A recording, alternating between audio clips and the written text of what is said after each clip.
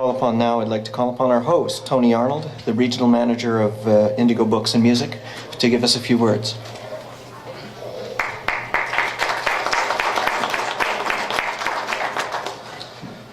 Good afternoon and welcome.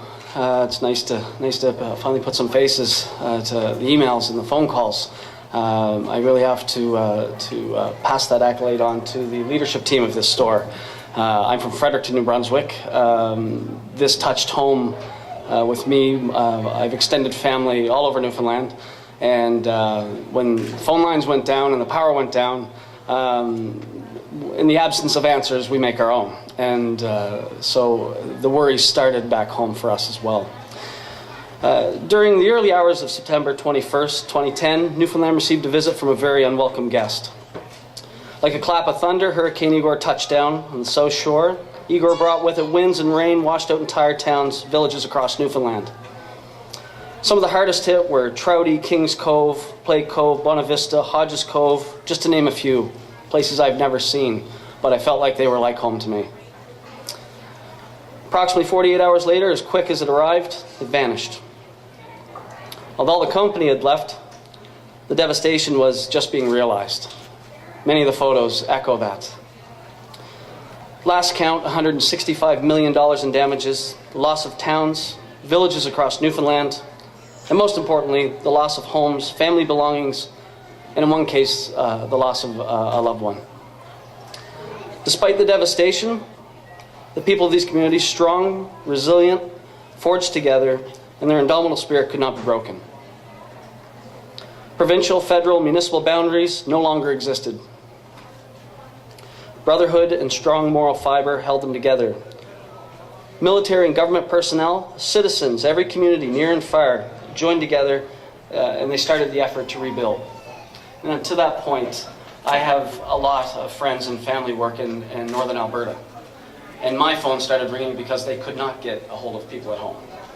I found myself fielding information and what I could get from my team here and my friends here in St. John's. The demand for a permanent record of the event was voiced across the country before the final winds had stopped. Indigo Books and Music is proud to stand behind the Hurricane Igor pictorial, produced by Creative Publishing in partnership with the Telegram.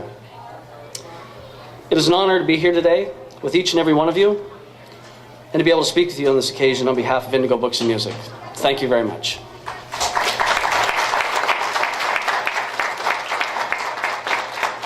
Thank you, Tony. When Igor hit, the provincial government found itself facing a natural catastrophe larger than anyone probably expected, with huge issues involving damaged infrastructure and cut-off communities in a way that we'd rarely seen here before. We're lucky enough to have a member of the provincial government here to speak to us today, Transportation and Work Service Minister Tom Henderson. Anyone who buys the book will also get an opportunity to see Minister Henderson in his presence in the book as well. So with those words, I'd like to welcome the Minister.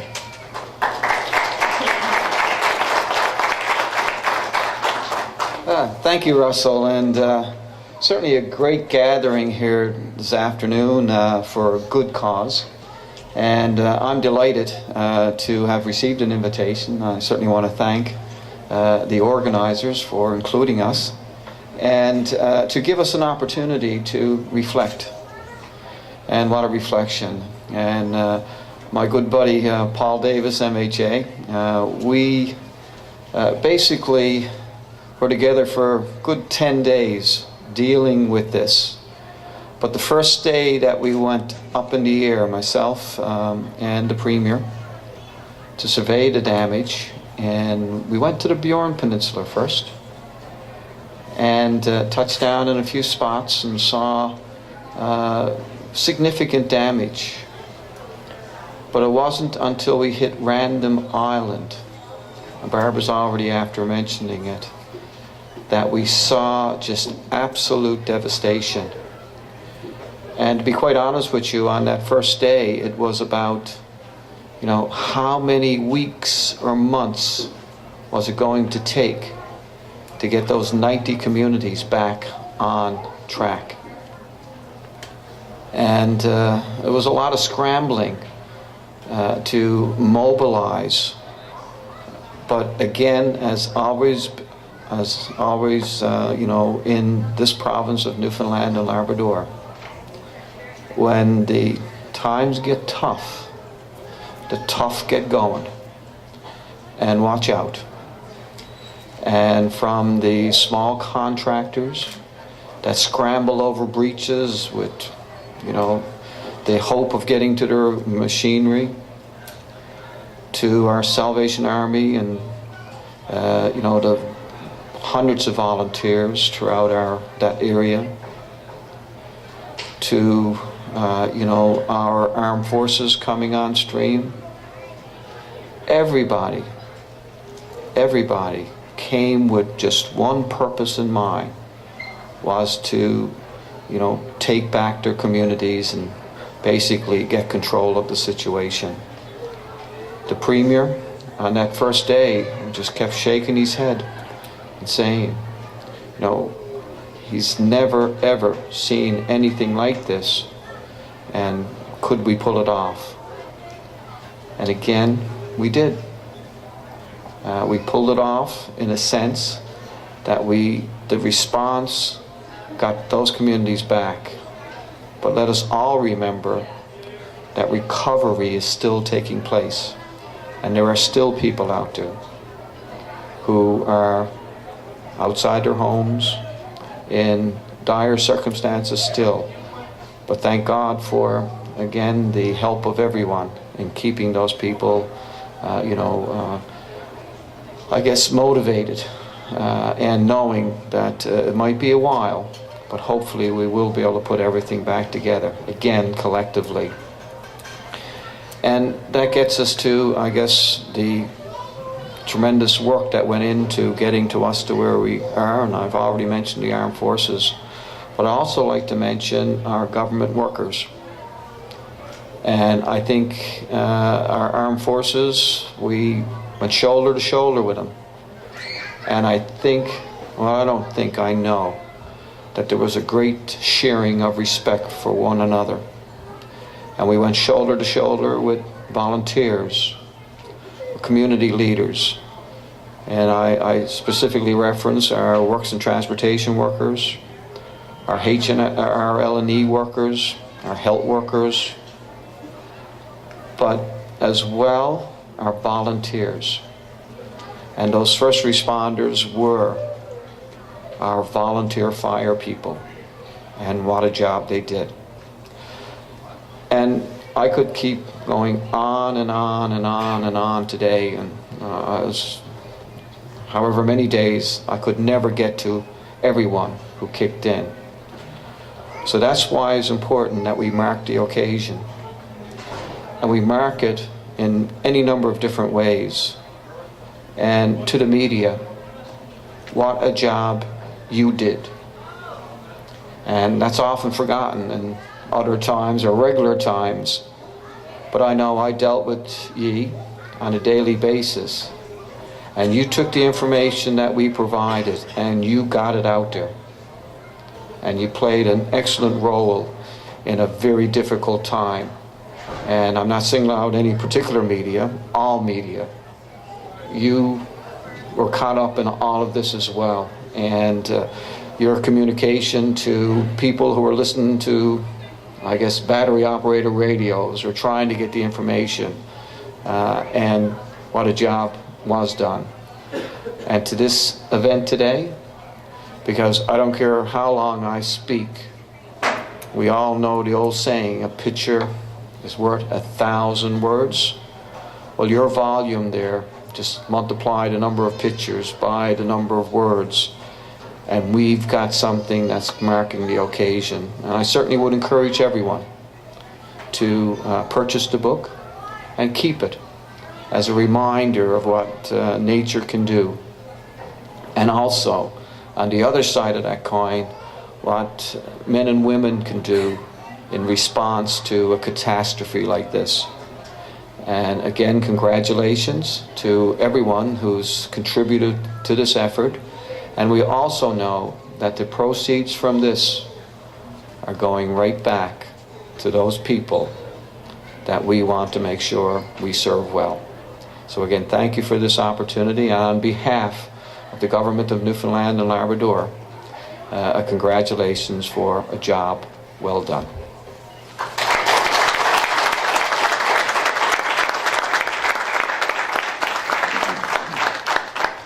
Thank you, Mr. Minister. I think we have a different version of photographs at the moment. There's a moment in any natural disaster in Canada when you hear those words, the military's on their way. And for everyone involved, there is a feeling of not necessarily immediate relief, but the knowledge that help is coming, and it is help that can be counted on. The military, after Igor's effects were truly felt, arrived in Newfoundland and Labrador, and arrived here and did a wonderful job. They were the next on the ground, and we're lucky enough to have the overall commander of the military response in this province, Brigadier General Tony Sack, and he's also agreed to say a few words.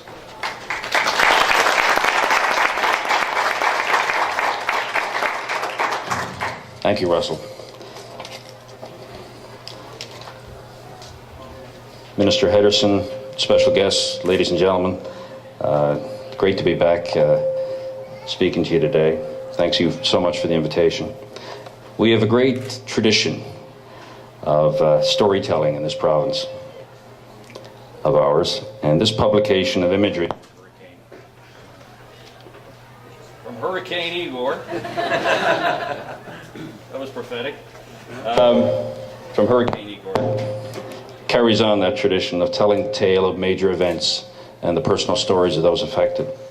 I congratulate Creative Publishing, the folks at the Telegram, Transcontinental, for putting this together, and as well the Indigo and Chapters for promoting it in such fine fashion. I'd like to echo the Minister's comments. We don't often say thank you to the various media, but during emergencies like Igor, all of the media play a huge role, a critical role in public service, in getting us all informed and keeping us together in that all-informed network. I know we availed of it extensively during the operation. It's great to see Minister Henderson here again. We chatted briefly before this event. We don't welcome the late-night phone calls we shared for 10 or more days during this operation, but he was a wonderful gentleman to deal with, and you couldn't ask for a better provincial government representative at the helm to deal with. The province was very well prepared for this type of emergency and mounted a formidable response in quick order in the wake of Igor. I also know that the province is still fully engaged in the long-term recovery efforts. For many people, Igor has not ended. So the fact that proceeds from the sale of this publication is going towards relief effort is a wonderful example of Newfoundlanders helping Newfoundlanders.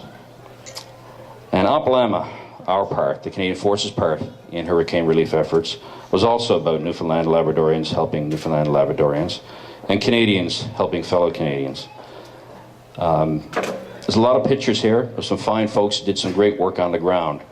But I have with me today, I'd just like to reference these three individuals I've asked to come by, and I'm going to embarrass them by asking them to stand now shortly, who played a pivotal role, but not a role that was out there in the forefront. I'd ask, representing our fine naval service, Leading Seaman Ryan Doucette from Canadian Forces Station St. John's to stand.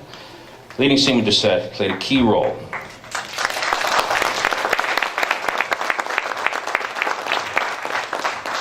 in the stand-up and efficient operations of Joint Task Force Operations Center during hurricane relief effort. He utilized his extensive knowledge of information technology, operating systems used in our headquarters to ensure information from the forces on the ground, at sea, and in the air were received, logged, and passed on to and from the Emergency Operations Center at Provincial Fire and Emergency Services. This information passage, facilitated by Leading Seaman Doucette, ensured a cohesive and streamlined effort to the affected populations on the Burin and Bonavista Peninsulas. Thank you so much, Leading Seaman Doucette.